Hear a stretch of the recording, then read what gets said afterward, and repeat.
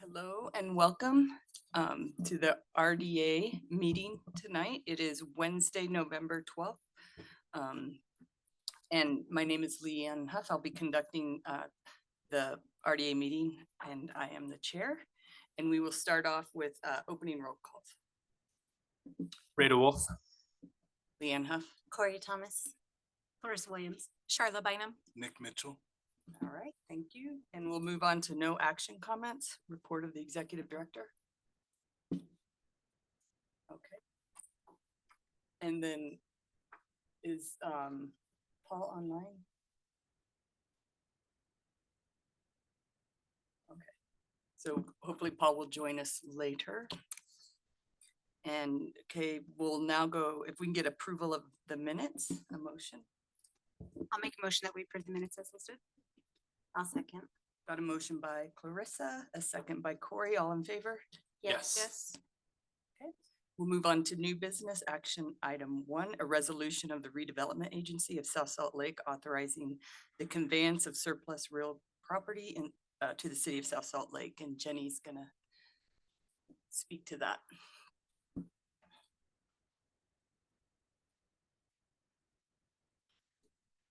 I'm gonna get this mic turned on. Does that work? I think it's working. So seeing if it pops up there. How do I fix this area? Somebody help me on that. While he's doing that, I'm gonna go ahead and get started. I am here tonight to request you consider approving 2 resolutions disposing of RDA owned parcels. And these parcels are detailed in your packet and also about to be up on your screen.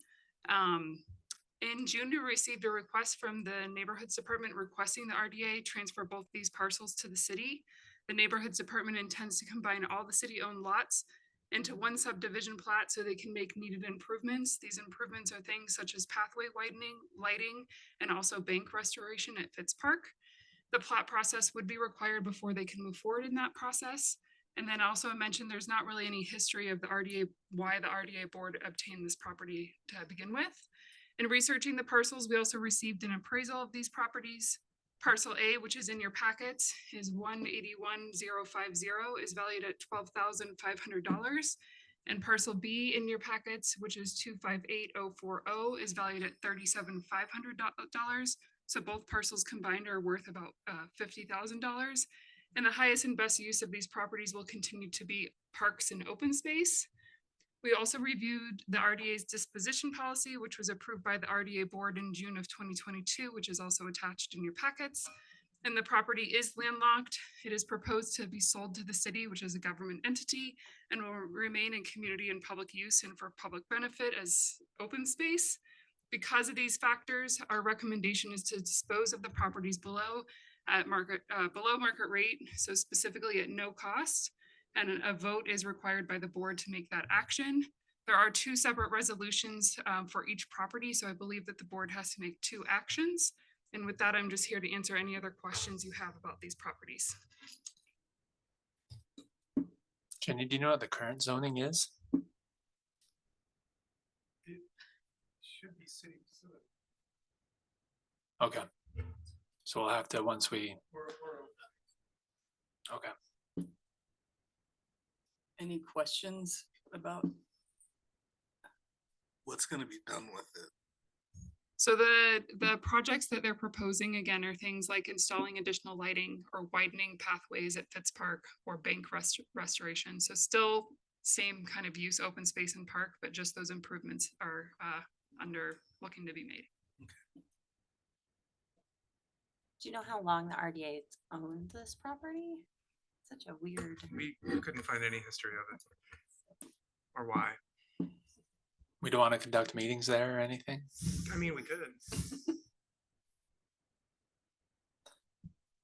Okay, so what do we need to do? I'm ready to make a motion. I know there's 2 here, so I'm gonna read hopefully the first one that's listed on the agenda, but I'll make a motion that we approve a resolution of the RDA South Salt Lake authorizing the conveyance of surplus real property to the city of South Salt Lake. And it's not specific. Do you want me to say the address in particular? That's helpful, yes. to differentiate this property located at 313 East Park Creek Lane in particular, parcel record 181-015. I'll second. Okay, we got a motion by Ray, a second by Corey. We need each person vote. Roll call, I resolution. believe. Yeah. Yeah, I will vote yes. Yes, Yes. Yes. Yes. Yes. okay.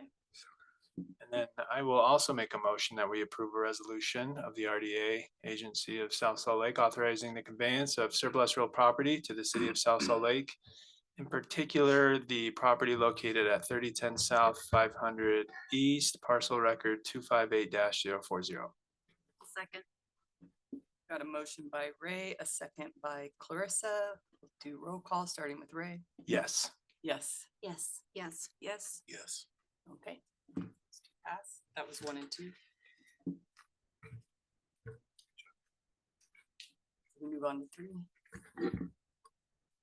A resolution of the Redevelopment Agency of South Salt Lake authorizing the execution of an amended and restated tax increment participation agreement with the South Salt Lake Market Center relating to a mixed-use development and parking structure within the Market Station Urban Renewal Project area. Jonathan? Thank you, Jonathan Weidenhammer, Community and Economic Development Director. I thought I'd take the opportunity to try to recap about 2 years of work to get here, just kind of remind you where the HTRZ is, where the project is, and just some of the tenets of it. We have about 15 minutes. I'll do that probably 8 or 10 minutes and give you some time for some questions. As a reminder, this is the downtown HTRZ, 2100 South on the north is the northernmost border, I-15 on the west, I-80 on the south, and State Street on the east. Project we're talking about tonight is in the red circle. It sits on the corner of State Street and the S line, or Central Point Place. It's about a 5.5 acre parcel. A quick timeline of the HTRZ approval. It was back in December. Some highlights: in October of 24, the RDA adopted our tax increment program policy, which is the rubric behind which we write checks like this. Moving all the way up to November 12th, which is tonight, knowing that on December 2nd, the city's going to issue the bonds for the downtown. And then we'll be back in December for additional participation agreements with the Bowers Project and One Burton. And shortly behind that, hopefully we can get the details ironed out for the Utopia and the Akey projects that you've heard a little bit about lately. And then ultimately after that, the Bellhaven or Times Square project.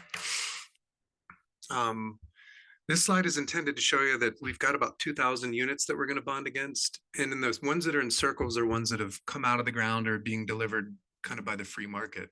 Great projects, very proud to have them, very excited to have them. But what we have is the 2 starred projects, the Bellhaven or blocks and the Market Station, was a landowner who's been a willing partner. And there's significant tracts of contiguous property where we have, again, the Market Station is 5.5 acres. The Bellhaven is almost 22 acres. We have an opportunity to do something unique and special.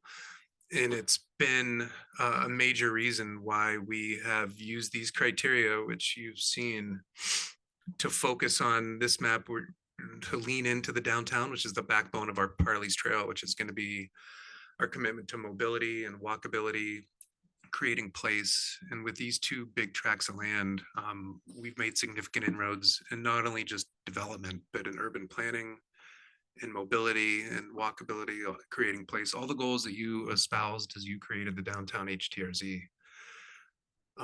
We got this high quality rendering of the project. I try not to point it out too closely, but if you look at that car in the foreground on the right, it might be a Porsche. I'm not sure. It seems to be going away. A reminder, this is just one of the neat amenities we have another nice resolution of. This is the rooftop deck that we signed up for with part of our participation. It's probably 2,200 square feet plus or minus of amenity space that our residents will have access to as we work out a program through the city council for how we give them that access. I think the way we've negotiated it, we have like 60 exclusive days a year that our residents, our people, our community will have access to, and we'll be working with the mayor and the city's attorney's office to dial in the final details of that. But again, this is, you'll see it on the southeast corner, looking east. It'll be one of the only most unique public spaces that we have in this town, and the memory of the meaning is that our residents who wouldn't have access to some of these private amenities are going to have access to this amazing public amenity, and that's I think just indicative of the partnership we've had with the developer. And then on the left, you see the residential overview of the project. 100% affordable units, averaging at 60% of the area median income. Those units are deed restricted for 50 years. 40% of the units are 2-bedroom or bigger. Other amenities will include the playground and the dog park. And then for the retail and parking, we're at 160 public spaces that are free for up to 2 hours. And 12,000 square feet of retail, that'll be 80% of the market rate. I'm gonna talk a little bit more about those in a second. Just a reminder of why cities get in the game of partnering with development companies and repurposing property tax increment into doing that.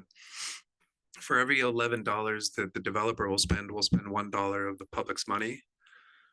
Of that $1, only 22% is money from the city. The rest is the county and the school district and everybody else. And so we're getting a huge bang for the buck for our commitment.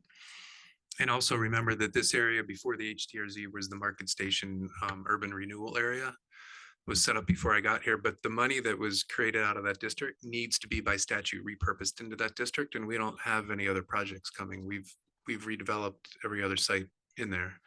So it's the right project and the right money. The chart in the middle shows the total fiscal benefits of the project over the time of the increment, which is 12.5 million. We have to own that there's some costs. There's additional cops and Josh's time and my time and time to administer and sweep the streets and whatever else. We've estimated that cost to be about 4.5 million. So yeah, there's some costs for us, but the positive net is very good. And then if you look at the chart on the right, what it tells you is right now we're currently receiving about $11,700 in taxes on that property each year. And at the end of the project, we'll be generating 520,000.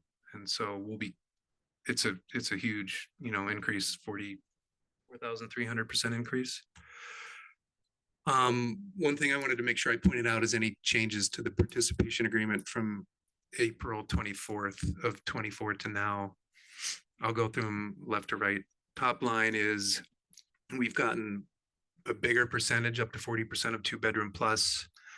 And the area median income before was a blend of, I think, 80 and 60. And Kristen can correct me if I'm wrong, but now everything's going to be 60%. So it's more deeply affordable than we started when we started this conversation. And it comes now through their funding source with the 50-year deed restriction.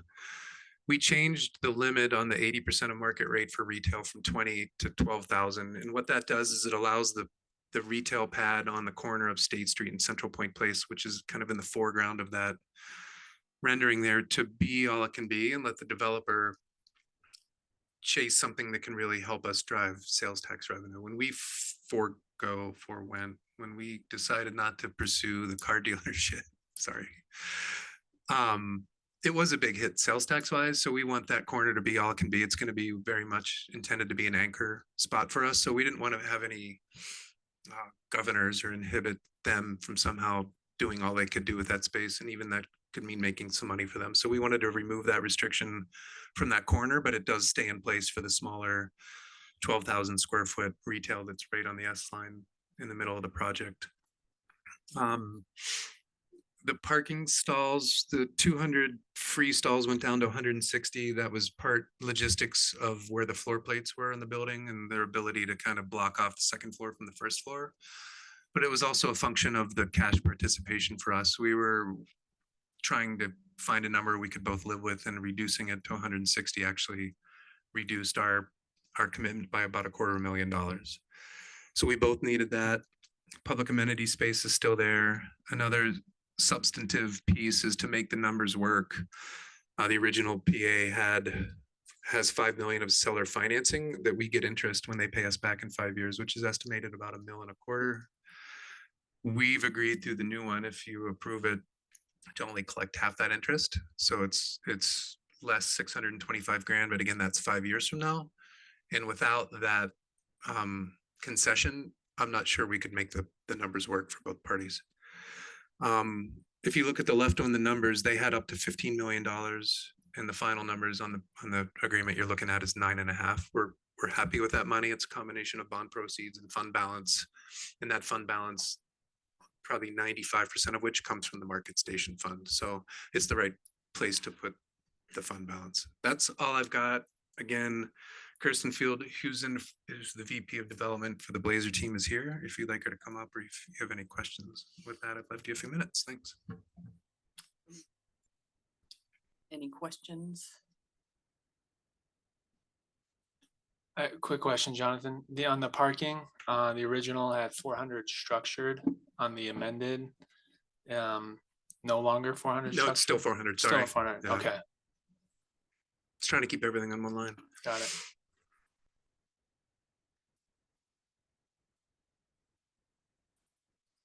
So instead of 15 million, we're looking at a solid, that 9.5 is like the solid Yep. number that we have.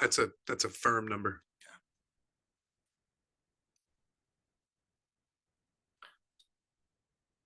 I know this is new business.